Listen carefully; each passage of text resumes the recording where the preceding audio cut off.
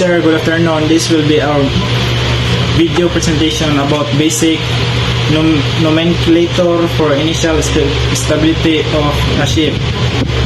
Initial stability, this refers to a ship's ability to resist tipping over when a small force is applied to one side, like a wave.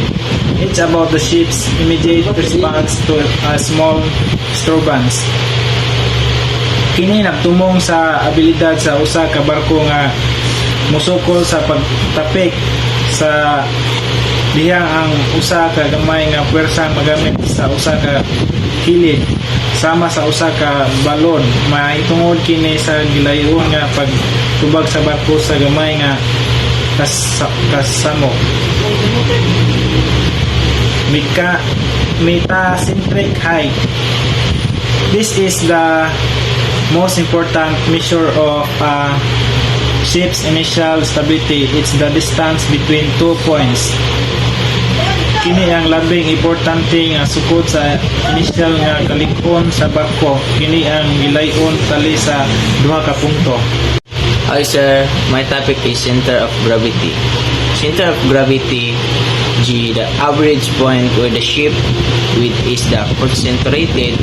Think of it as the ship balance point.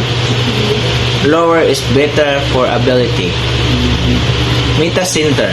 Metacenter, a point that help determine how the ship will react to the tailing. It's calculated based on the shape and the water displays. Hi sir, this is my topic, center of buoyancy. Be the center of the volume of our water disciplined by the ship. The buoyant force the upward of the water through this point. Tilt the button of ship relationship. The image shows several distance. Kg distance from KLK to the center of gravity G. Km distance from the KLT to the metacenter M. Bm distance from the center of buoyancy B to the metacenter M. Gm metacentric height G. G to M. This is Kg Bm. Imagine two ships has a high center of gravity and low metacenter, resulting in a small GM, a small tilt